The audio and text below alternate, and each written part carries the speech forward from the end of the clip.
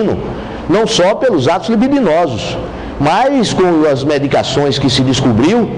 Teve um caso aí, não sei se na Noruega, que a polícia encontrou o cara chorando na calçada, que a garota era ninfomaníaca e passou a madrugada fazendo sexo e dando Viagra ao cara, ao pulso, sob uma ameaça de uma arma. E a polícia encontrou ele desesperado, chorando, dilacerado, com o órgão sexual em estado de dificuldade, né, estado biológico meio ruim. E inclusive dizem que a agressora sexual convidou os dois policiais para dar continuidade à festa, fazer um homenagem à trois. Ninfomania é uma parafilia, um transtorno do desejo sexual. Né? Então vejam bem, nesses casos, você no segundo caso, você teve uma parelha ideal.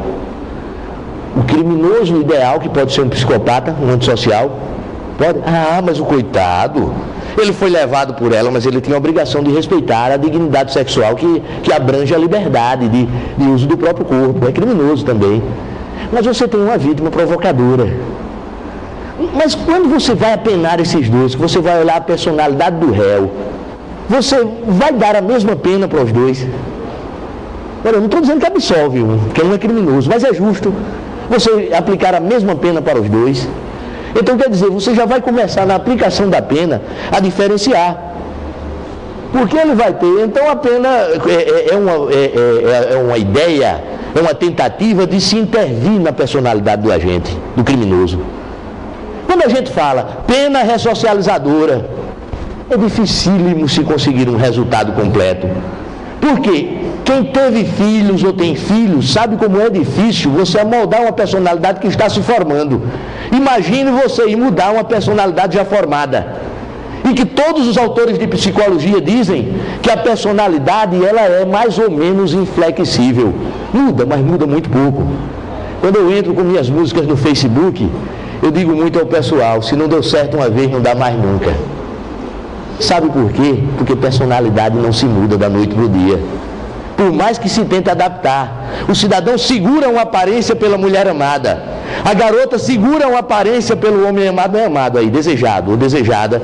1 ano, 10 anos, 15 anos, mas um dia estoura. Porque o eu dela está por trás da máscara que colocar, o eu dele. Então eu bato muito nisso.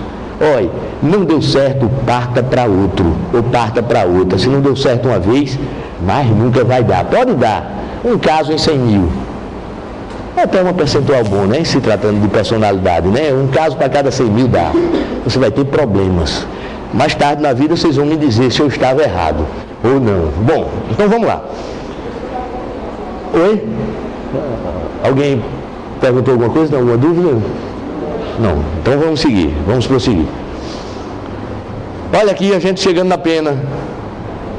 Eu queria que o pessoal da organização me avisasse mais ou menos o tempo para eu dar uma modulada. Quanto? Ah, então dá tempo da gente fechar. O artigo 59 do Código Penal já traz um avanço criminológico muito grande e traz a adequação do sistema penal ao que é estabelecido pelas cartas de direitos humanos. Todo cidadão tem direito a ser tratado como pessoa. O que é que diferencia uma pessoa, professor Mengado, bem-vindo, o que é que diferencia uma pessoa de um animal? Raciocínio, só isso? Personalidade. É o que vai diferenciar. Personalidade, fazer-se pessoa ao pé da letra. É a personalidade quem forma a pessoa. Então vejam bem, esse direito de ser tratado como pessoa implica na necessária consideração da personalidade para condenar, para absolver, para julgar. E quando condenado, para a aplicação e adequação da pena. Não é o que acontece no nosso país, onde se colocam os indivíduos em verdadeiros armazéns de seres humanos. Dizia Fragoso, Cláudio Heleno Fragoso, que os presídios no Brasil são universidades do crime, onde o indivíduo sai graduado e pós-graduado na arte do delito. Mas é bem o que acontece. Lembrem-se que dentro da personalidade, o caráter é o componente social. E o caráter amolda o temperamento. Eu tiro o cidadão de um macrosistema onde vale mais quem é mais caridoso, onde teoricamente vale mais quem é mais produtivo no sentido de coisas boas para a sociedade, e vou inseri-lo em um microsistema onde se inverte os valores. Quanto mais forte for o crime, quanto mais rude, quanto mais violento for o indivíduo, mais respeitado é lá dentro, com a exceção do estuprador e do criminoso contra crianças. Ah, que coisa linda, bandido, olha que teoria galante. Bandido tem honra, bandido não tem honra coisa nenhuma, nem respeita ninguém. Eles tentam se proteger com isso, porque eles presos deixam lá fora às vezes esposas e filhos.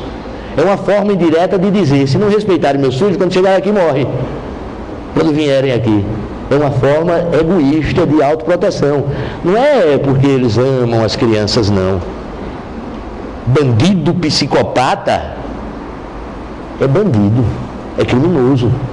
Uma aluna minha, eu ministrando aula de psicologia jurídica na UFAL, me perguntou uma vez, isso o ano passado, ele fez: professor, depois que inventaram transtorno de personalidade, não existe mais gente ruim. Eu disse: você está enganada, existe. É o psicopata, é o antissocial. O antissocial é o canalha que nós conhecemos. Um vagabundo que não considera ninguém, que passa por cima dos outros, que te pede dinheiro emprestado e não paga, e se ele precisar de novo ele vem chorando e leva mais dinheiro seu emprestado e não paga de novo. Se brincar ainda vem a terceira vez, e ainda convence que você é culpada por ele não pagar porque demorou muito a emprestar o dinheiro, ele perdeu um negócio, uma oportunidade. É esse o antissocial. Então vejam bem, você não pode dar um tratamento a esse cara da mesma forma que você dá um tratamento ao criminoso, digamos assim, normal, o portador de outros transtornos, que não representa periculosidade, e você está considerando aí a personalidade. Então mesmo o criminoso tem direitos humanos, e um deles é esse, de ser tratado como pessoa, não como animal. Então vejam o que a lei diz, para aplicar a pena: o juiz atendendo à culpabilidade, aos antecedentes, à conduta social, à personalidade do agente. Então é importante que você faça essa diferenciação já na pena base, na questão dosimétrica.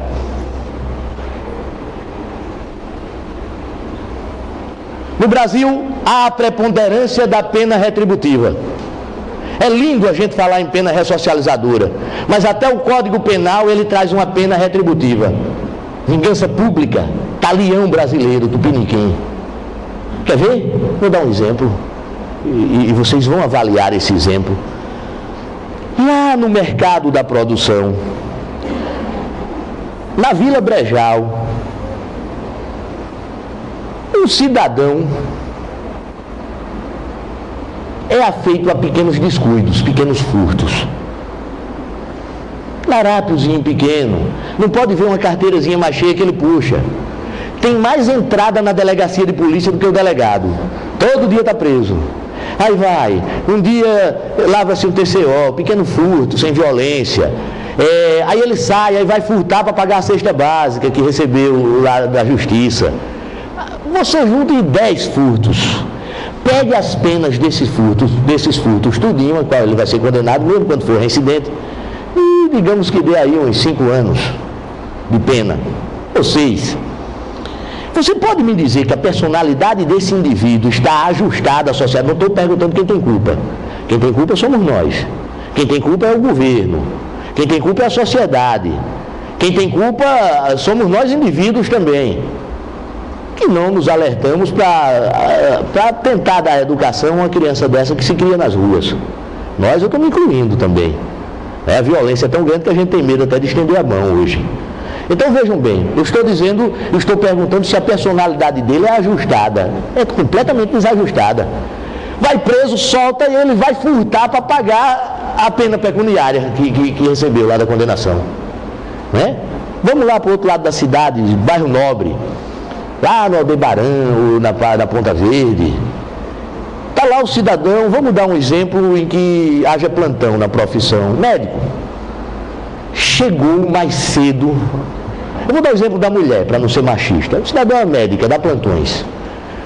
22 anos, 25 anos de um casamento fiel, monogâmico, raro. Nós seres humanos somos poligâmicos por natureza. As mulheres, a maioria sublima. Os homens, a maioria extravasa. 2 a 3% recalca ou sublima. O que recalca é um companheiro terrível, dá coice em todo mundo. A mulher também, a que sublima é uma boa companheira, a que recalca também dá coice no marido, nos filhos, em todo mundo. Quando não somatiza. Dores de cabeças, só vive doente, não tem nada. É a sexualidade da gente. A nossa genitalidade antes da sexualidade, a nossa genitalidade animal faz com que os seres humanos sejam poligâmicos. Vocês podem procurar os estudos antropológicos, não se fala em uma família na pré-história. A família surge depois. Né? Então, por exemplo, nós temos animais monogâmicos. É um cisne, se a companheira morrer, ou o companheiro, o outro passa o resto da vida sem acasalar, sozinho. Esse animal é monogâmico. A cegonha, animal monogâmico, o homem não, o ser humano não é. A gente aprende a sublimar ou a recalcar. A recalcar é triste, né? Quando a gente recalca, a sexualidade está viva, batendo para sair. Quando sublima não, você canaliza uma outra atividade. É um poema erótico, é um quadro erótico, é uma leitura erótica. Eu outro dia desse, no curso da pós de psicologia jurídica, eu ministrando aula de criminologia, quando saí tinha uma aluna, se não me engano, psicóloga ou assistente social, mas já em curso de pós, aos prantos no corredor. E não dizia ninguém o que era. E a gente que é professor é meio pai. Eu parei ao lado dela e perguntei, o que foi que houve? Ela, uma tragédia, professor. Chorava desesperadamente. Aí eu disse, o que foi, minha filha? Ela, o meu marido, eu disse, ele morreu. Aí ela, foi pior. Pior do que morrer, eu não sei.